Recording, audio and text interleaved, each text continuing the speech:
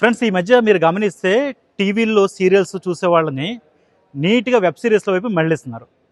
అయితే జనానికి ఎక్కువగా వాటిని చూసేంత టైం ఉండదు కాబట్టి జస్ట్ 2 నిమిషాలకు ఒక ఎపిసోడ్ చొప్పున ఈ షార్ట్స్ సిరీస్ అంటూ స్టార్ట్ చేసి రకరకాల సిరీస్ని జనం ముందుకు తీసుకొస్తున్నారు. మన ఫోనుల్లోనే వాటన్నిటిని చూసేసుకొచ్చారన్నమాట. అది ఇంగ్లీష్లోను, హిందీలోను, ఈవెన్ ఇప్పుడు తెలుగులో కూడా స్టార్ట్ అయిపోయాయి. అంటే కొత్త జనరేషన్ని వాళ్ళని ప్రోత్సహించడం కోసం, వాళ్ళని అట్రాక్ట్ చేయడం కోసం ప్రధానంగా ఇలాంటి సిరీస్లు పెడుతున్నారు. 2 నిమిషాల్లోనే ఒక ఎపిసోడ్ అయిపోద్ది. ఇంతకుముందు ఎంత 40 నిమిషాలు, ఒక అరగంట ఇలా ఉండేవి, 20 నిమిషాలు అలాగా. ఇప్పుడు వాటిని 2 నిమిషాలకు తగ్గించేశారు. ఇది ఒక సినారియో. రెండో సినారియో చెప్తా. ఈ మధ్య గవర్నమెంట్ ఈవెంట్స్ అన్ని ప్లాన్ చేస్తుంది కదా. ఇలాంటి ఈవెంట్స్కి రెగ్యులర్ మీడియాని పక్కన పెట్టి మెయిన్గా ఈ కలెక్టర్లు కానీ, పోలీస్ ఆఫీసర్స్ కానీ ఇన్ఫ్లుయెన్సర్స్ పిలుస్తున్నారు. ఈ సోషల్ మీడియా ఇన్ఫ్లుయెన్సర్స్ ఎవరైతే ఉంటారో వాళ్ళందరినీ పిలిచి వాళ్ళకి తమకి కాస్త కవరేజ్ బాగా వచ్చేలాగా వాళ్ళతో మాట్లాడుకుంటున్నారు. ఎందుకు? ఇప్పుడు మామూలు టీవీలో దాన్ని కవర్ చేయాలంటే ఒక ఈవెంట్ని ఎక్కువ టైం పడుతుంది. వాళ్ళు వెళ్ళాలి, తీసిన దాన్ని మళ్ళీ ఎడిట్ చేయాలి, వాయిస్ ఓవర్ ఇవ్వాలి, అప్పుడు దాన్ని ఆ టీవీలో టెలికాస్ట్ చేయాలి. పేపర్లో అయితే ఒక రోజు లేట్ అవుతుంది.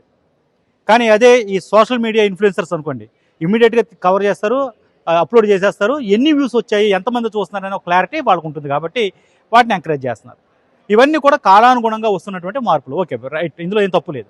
కానీ రాజకీయాలకు సూట్ కాదు. రాజకీయాల్లో అలాంటి అప్లికేషన్స్ చాలా చాలా దారుణాలకి గురవుతాయి.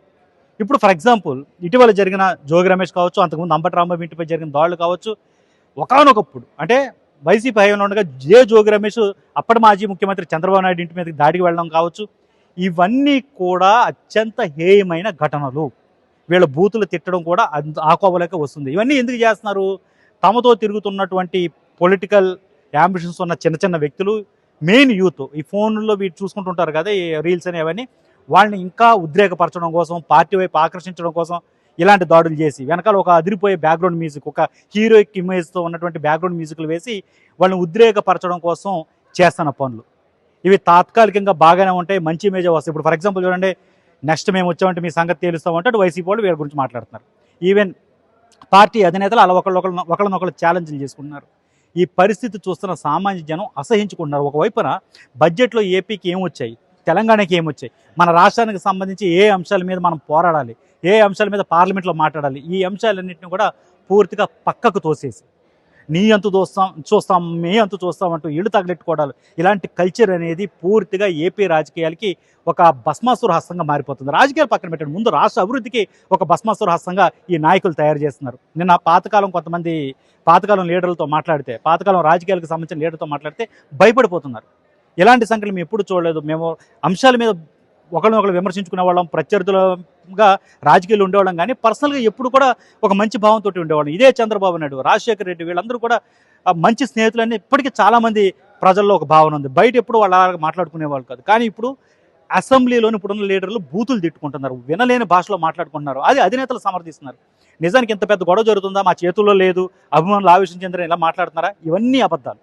నిజానికి అధినేతలు చుప్చాప్ ఉండండి అంటే మొత్తం సైలెంట్ అయిపోతారు. ఒక్క మాట చెప్తే చాలు, కానీ అది చేయరు. వాళ్ళు ఎంకరేజ్ చేస్తారు. ఎందుకంటే ఒకవేళ అలా ఎంకరేజ్ చేయకపోతే మనం వెనకబడిపోయాం, మన చేతగాని వాళ్ళు అధినేతలు కానీ కింద స్థాయి ఎవరైతే అభిమానులు ఉన్నారో పార్టీకి, వాళ్ళు అనుకుంటారేమో అని ఒక ఫీలింగ్ వీళ్ళకి బాగా వెళ్ళిపోయింది. ఇలాంటి పరిస్థితుల్లోనే ఏపీ రాజకీయాలు పూర్తిగా నాశనం అయిపోతున్నాయి. ఏపీ అభివృద్ధి అనేది పూర్తిగా దెబ్బతినిపోతుంది. ఎవరైతే ఏమాత్రం అవకాశం ఉందో ఇక్కడి నుంచి బయటకు పోదాం అనుకునే వాళ్ళు ఉన్నారో అలాంటి వాళ్ళు వెళ్ళిపోతారు. మీరు కావాలంటే వెళ్ళి మాట్లాడండి, కాస్త మంచిగా సెటిల్ అయిన వాళ్ళు ఎవరైతే ఉన్నారో వాళ్ళతో వెళ్ళి కాస్త మాట్లాడే ప్రయత్నం చేయండి. అసహించుకుంటున్నారు బయట జనాలు రాజకీయాన్ని. పాతకాలం రాజకీయవేత్తలు ఎవరైనా అడగండి, వాళ్ళందరూ కూడా ఏంటి పరిస్థితి అంటున్నారు. నిజానికి తెలంగాణ మూవ్మెంట్ అంటే ప్రత్యేక రాష్ట్ర మూవ్మెంట్ అంత భీకరంగా జరుగుతున్న సమయంలో కూడా ఈ స్థాయి దాడులు లేవు. మిలీనియం మార్చ్ సందర్భంగా అక్కడ ఉన్న కొన్ని ట్యాంక్ బండ్పై ఉన్న విగ్రహాలు బద్దలు కొట్టడం ఇలాంటివి జరిగాయి, కానీ ఈ స్థాయిలో నేతలు ఇళ్ళు తగలబెట్టేయడాలు ఇలాంటివి ఇప్పుడు జరగలే. ఒకటే అటు లగడపాటికి తెలంగాణ లీడర్ల మధ్య కాస్త ఘర్షణపూరిత వాతావరణం ఉండేది. అది కూడా ఈ రేంజ్లో కాదు. మహా అంటే పెద్దగా జరిగిన ఘటన ఏంటంటే ఆ పెప్పర్ స్ప్రే ఘటన ఒకటే. కానీ ఇప్పుడు ఇంత భయంకరంగా ఇళ్ళు తగలెట్టేసుకోవడం అనేది, దానికి వాళ్ళు యువతల వాళ్ళు బయటకు వచ్చి మీ అంతా తెలుస్తాం, మీ అధికారంలోకి వచ్చాక మిమ్మల్ని ఎక్కడ కొట్టినా మేమే ఉంటాం, హాస్పిటల్కి తీసుకెళ్ళిపోతున్నా మేమే ఉంటాం, అక్కడ మేము పోలీస్ స్టేషన్ తీసుకెళ్ళినా మేము అక్కడే ఉంటాం, చివరికి మీరు నిద్రపోతున్నా మేము ఉంటాం అంటూ బైరెడ్డి సిద్ధార్థ రెడ్డి లాంటి వాళ్ళు వార్నింగ్లు ఇస్తున్నారు. ఇవన్నీ కూడా కాదు. చట్టం అనేది ఎందుకు? రేపొద్దున ఇప్పుడు రాజ్యాంగం పరంగా మాకు రక్షణ కావాలి, నా మీద ఎలా దాడి చేస్తారని చెప్తున్నా ఇదే జోగి రమేష్ చంద్రబాబు నాయుడు మీదకి దాడికి వెళ్ళినప్పుడు ఏమైంది? అప్పుడు కవరేజ్లో మేమందరం కూడా ఉన్నాం కదా. అప్పుడు కూడా అప్పుడేమో అలా చేసి అధికారంలో ఉన్నప్పుడు ఒకలాగా, లేనప్పుడు ఒకలాగా. పవర్లో రాగానే చంద్రబాబు నాయుడు, పవన్ కళ్యాణ్ వీళ్ళందరూ ఏమన్నారు?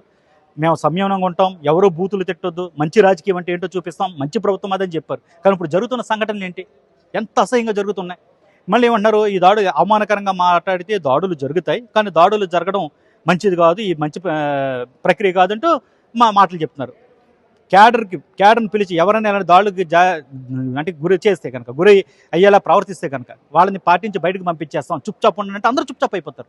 అధినేతల మాటను దాటి ఎవరు చేయరు. కానీ చేస్తున్న పరిస్థితి, ఇక్కడ జరుగుతున్న పరిణామాలు చూస్తుంటే అధినేతలు దీనిపై గట్టిగా స్పందించట్లేదేమో అన్న అనుమానాలు అందరిలోనూ ఉన్నాయి. నిజంగా విశ్లేషకులకు కానీ లేకపోతే అనలిస్టులు కానీ భయపడుతున్నారు. అన్ని పార్టీలు అలాగే తయారయ్యాయి. ఇది తాత్కాలికంగా మిమ్మల్ని సోషల్ మీడియా ఒక లైకుల కోసం, జగన్మోహన్ రెడ్డి ఓడిపోతారు అనగా 2024 ఎన్నికల్లో అప్పుడు కూడా నేను నిజమాట చెప్పా, బూతులు లైక్స్ తెస్తాయి కానీ ఓట్లు తేవని ప్రజలన్నీ గమనిస్తున్నారు. మీరు ఇలాంటి భయానక వాతావరణం కలిగిస్తే ఏపీకి సంబంధించిన ఇమేజ్ ఏమవుతుంది? ఒక బ్రాండ్ క్రియేట్ చేస్తాం అమరావతికి కానీ ఏపీకి కానీ అంటూ పదే చెప్తున్న చంద్రబాబు నాయుడు ఇలాంటి ఆయన పార్టీకి సంబంధించిన వ్యక్తులు ఇలా చేస్తూ ఉంటే ఎందుకైనా వాళ్ళని నోరు మూసుకోవడానికి చెప్పరు. అంబటి మీద జరిగిన దాడి పోనీ అదేదో ఆవేశంలో జరిగింది అనుకుందాం, అంబటి నోరు జారడం వల్ల జరిగిన దాడి అనుకుందాం. కానీ మరి జోగి మీద జరిగిన దాడి ఇమీడియట్గా కంట్రోల్ అయిపోవాలి కదా, ఇమీడియట్గా అలర్ట్ అయిపోవాలి కదా అధిష్టానం. పైపెచ్చు అంబటి రాంబాబు అక్కడ ఆయన గుడి దగ్గరికి వెళ్ళొస్తుంటే ఆ కర్రలు పట్టుకుని నిలబడ్డ ఆ పార్టీ నేతలు వాళ్ళపై యాక్షన్ తీసుకోవాలి కదా. ఇప్పుడు కేసులు నమోదు చేస్తారు 2 రోజుల తర్వాత. ఖచ్చితంగా ఏపీకి ఇది మంచి పరిణామం కాదు. ఇప్పుడు ఈ వీడియో కింద కూడా కొంతమంది ఆ పార్టీకి సంబంధించిన వాళ్ళు వచ్చి రకరకాల దుర్భాషలాడే అవకాశం ఉంది. కానీ చెప్తున్నాను, ఏపీకి ఇది ఖచ్చితంగా భస్మాసుర హస్తం. ఏపీ అభివృద్ధిని తగలబెట్టేసే ప్రక్రియ.